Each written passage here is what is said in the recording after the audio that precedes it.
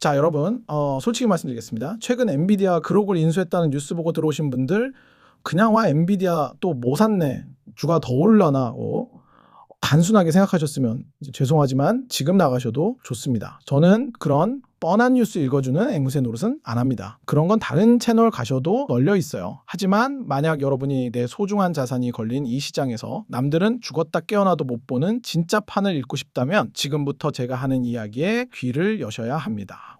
오늘 영상은 끝까지 보시는 분과 그렇지 않은 분의 향후 3년 수익률이 완전히 달라질 거라고 장담합니다. 2025년 12월 24일 크리스마스 이브였죠. 다들 연말 분위기에 취해서 샴페인 터뜨리고 있을 때 실리콘밸리에서는 소리 없는 전쟁이 끝났습니다. 엔비디아가 AI 추론 칩 분야의 가장 위협적인 경쟁자 그록을 삼켰습니다. 근데 이게 그냥 회사를 샀다 수준이 아닙니다. 이건 엔비디아가 전 세계 반도체 시장에 대고 이제 게임 끝났다, 더 이상 내 자리에 도전하지 마라 라고 선전포고를 날린 겁니다. 지금 언론에서는 이걸 비독점 라이선스 계약인 인재 영입이니 하면서 겉핥기식 보도만 쏟아내고 있는데 이거 정말 순진한 소리입니다. 오늘 저는 이 딜이 왜 소름 돋는 그림자 합병인지, 그리고 이게 왜 경쟁사들을 나락으로 보내는 결정타인지, 여러분의 주식 계좌에는 어떤 영향을 미칠지 아주 적나라하게 파헤쳐 드리겠습니다. 자, 먼저 이 거래 구조부터 뜯어봅시다. 뉴스 헤드라인만 보면 200억 달러의 기술 제휴하고 사람 좀 데려간다 이렇게 보이죠? 이게 바로 개미들이 당하는 포인트입니다. 여러분 상식적으로 생각해 보세요. 기술 좀 빌려 쓰고 엔지니어 좀 데려오는데 우리 돈 28조 원을 현금으로 쐈습니다. 이게 말이 됩니까 이건요? 말이 좋아 라이선스 계약이지 실상은 규제 당국을 농락한 그림자 합병입니다. 전문 용어로 규제 차익 거래라고 하죠. 엔비디아가 봐봅니까? 예전에 ARM 인수하려다가 전 세계 정부한테 두들겨 맞고 실패했던 젠슨 황입니다. 학습 효과가 확실한 사람이에요. 회사를 통째로 인수하면 너네 독점이야 하면서 미국 FTC, 유럽 EU, 중국 당국이 달려들 게 뻔하거든요. 그래서 어떻게 했느냐? 아주 교묘한 수를 썼습니다. 그록이라는 회사 법인, 즉 껍데기는 그대로 남겨뒀습니다. 그리고 그 안에 있는 알맹이, 핵심 특허랑 그 기술을 만든 천재 엔지니어들만 핀셋으로 집어내듯이 싹 발라먹은 겁니다. 그록의 창업자 조나단 로스랑 핵심 개발진 90%가 엔비디아로 출근합니다. 자, 그럼 남겨진 그록은 뭐가 되죠? 기술도 없고 사람도 없는 그냥 간판만 달린 좀비 기업이 되는 겁니다. 그런데 법적으로는 회사가 살아있으니까 엔비디아는 이렇게 말할 수 있는 거죠. 보세요. 경쟁자 안 죽였습니다. 그록은 여전히 독립된 회사입니다. 기가 막히지 않습니까? 경쟁자는 사실상 제거했고 독점 규제는 피했고 기술은 다 가져왔습니다. 이걸 보고도 그냥 호재내 하시면 안 됩니다. 이건 엔비디아라는 회사가 얼마나 치밀하고 무서운 회사인지를 보여주는 결정적인 증거입니다. 그럼 여기서 이제 질문이 나와야죠. 형, 알겠는데 왜 하필 그록이야? 엔비디아 기술력 짱이라며? 네, 맞습니다. 근데 엔비디아한테도 치명적인 약점이 하나 있었습니다. 바로 메모리 장벽이라는 겁니다. 여기서부터 조금 어려울 수 있는데 돈 버는 이야기니까 집중하세요. 지금 엔비디아의 주력인 H100이나 B200 칩들 다 HBM이라는 고대역폭 메모리를 쓰죠. 이게 도로로 치면 16차선 고속도로처럼 엄청 넓은 건 맞아요. 근데 문제는 뭐냐? 어쨌든 창고인 메모리에서 공장인 프로세서까지 물건을 실어 날라야 한다는 겁니다. 필연적으로 이동 시간이 걸려요. 이걸 지연 시간이라고 합니다. 우리가 AI를 학습시킬 때는 이게 큰 문제가 안 됐어요. 트럭에 짐을 꽉 채워서 한 번에 보내면 되니까요. 그런데 AI가 대답을 하는 추론 단계, 특히 실시간으로 대화하는 상황에서는 이 0.01초의 딜레이가 치명적입니다. 그록의 LPU 기술은 이 문제를 어떻게 풀었냐? 아주 무식하고 확실한 방법을 썼습니다. 칩 안에다가 초고속 창고인 SRAM을 그냥 지어버린 겁니다. 물건 나를 시간이 필요 없어요. 그냥 그 자리에서 바로 조립합니다. 비유를 하나 들어드릴게요. 엔비디아 GPU가 꽉 막힌 도로 위를 달리는 페라리라면 그록 LPU는 신호등도 없고 정체도 없는 전용 컨베이어 벨트입니다. 예측 가능하고 빠르고 흔들림이 없죠. 엔비디아가 이 기술을 28조 원 주고 샀다는 건 뭘 의미하냐? 지금까지 엔비디아는 공부, 즉 트레이닝 전교 1등이었어요. 근데 이제 즉 인퍼런스도 전교 1등이 됐다는 소리입니다.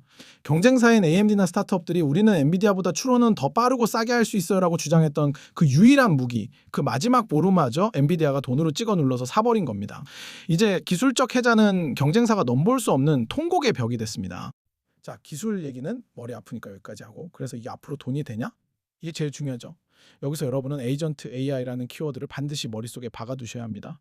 지금까지 우리가 챗 GPT한테 질문하면 어떻게 하죠? 주식 추천해줘 하면 글만 띡 써주고 끝납니다. 이건 그냥 챗봇이에요. 근데 미래의 AI, 즉 에이전트는 다릅니다. 야, 나 다음 주에 도쿄 출장 가는데 비행기표 최저가로 예매하고 거래처 근처 호텔 예약하고 저녁에 접대할 만한 미슐랭 식당 찾아서 예약까지 다 해놔. 이렇게 시키면 AI가 어떻게 해야 할까요? 스스로 생각하고 검색하고 카드 결제까지 해야 합니다.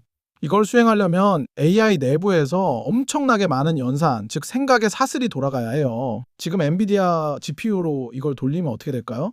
잠시만요 하면서 1분, 2분 걸립니다. 여러분 웹사이트 로딩 3초만 걸려도 뒤로 가기 누르잖아요. 1분은 어떻게 기다립니까? 못 써먹습니다. 근데 그로게 기술이 들어가면 이걸 100초 걸릴 걸 6초 만에 끝냅니다. 사용 불가능한 기술이 상용화 가능한 서비스로 바뀌는 순간입니다. 이게 무슨 뜻이냐?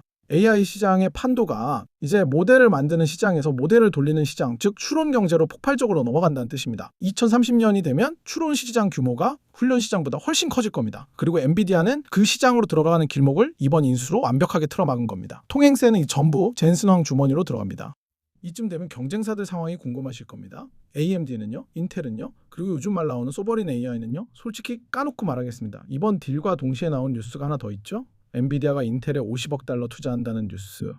이거 진짜 무서운 겁니다. 이건 인텔아, 너 우리 밑으로 들어와라 이겁니다. 인텔의 CPU랑 엔비디아의 GPU를 합쳐서 완벽한 세트를 만들겠다는 거죠. 그럼 누가 제일 죽어나느냐? 바로 AMD입니다. 리사스 누님 정말 머리 아플 겁니다. AMD의 유일한 자랑이 뭐였습니까? 우리는 CPU도 만들고 GPU도 만들어서 둘 다 합친 칩 잘 만들어요. 이거였거든요. 근데 엔비디아가 인텔이랑 손잡고 그 장점마저 지워버렸습니다. 게다가 엔비디아는 그로게 기술까지 가져가서 성능 격차를 더 벌렸어요. AMD는 이제 위에서는 엔비디아와 인텔 연합군에 눌리고 밑에서는 자체 칩 만드는 빅테크들한테 치이는 샌드위치 신세가 될 위기입니다.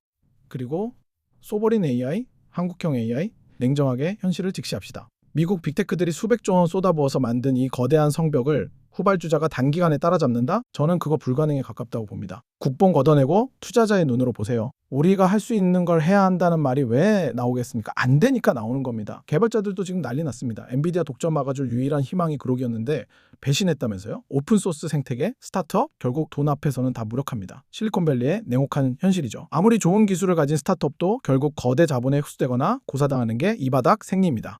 이야기가 길어졌는데 정리 한번 해봅시다. 오늘 여러분은 엔비디아가 단순히 회사 하나 산 게 아니라는 걸 아셨습니다. 그들은 학습의 제왕 자리에서 추론의 왕좌까지 차지했습니다. 그리고 에이전트 AI라는 차세대 먹거리를 독점할 준비를 끝냈습니다. 동시에 규제를 비웃듯이 피해갔고 경쟁사들의 싹을 잘라버렸습니다. 이걸 제가 엔비디아 특이점이라고 부르겠습니다. 왕이 제국을 완성한 겁니다. 자, 이제 여러분이 어떻게 해야 할지 감이 오십니까? 아직도 엔비디아 너무 비싼 거 아니야? 고점 아니야? 하면서 손가락만 빨고 계실 겁니까? 아니면 이 독점은 깨지지 않는다는 확신을 가지고 조정이 올 때마다 기회를 잡으시겠습니까? 물론 주가는 흔들릴 수 있습니다. 내일 당장 폭락할 수도 있죠. 하지만 펀더멘털, 즉 기업의 본질적인 경쟁력이 더 강력해졌다는 사실은 변하지 않았습니다. 오히려 더 견고해졌죠. 시장의 잡음, 패배자들의 변명, 어설픈 뉴스에 귀 닫으세요. 본질은 딱 하나입니다. AI라는 거대한 파도가 오고 있고 그 파도 위에 올라탄 유일한 선장이 엔비디아라는 사실입니다. 지금 당장 빚내서 몰빵하라는 소리 절대 아닙니다. 그건 투자가 아니라 도박이죠. 하지만 포트폴리오에 이 제국의 지분이 없다면 나중에 땅을 치고 후회할 날이 올 겁니다. 우리가 할 수 있는 건 이 흐름을 거스르는 게 아니라 현명하게 올라타는 겁니다. 엔비디아가 그리는 큰 그림 이제 보이십니까? 공포는 기회입니다.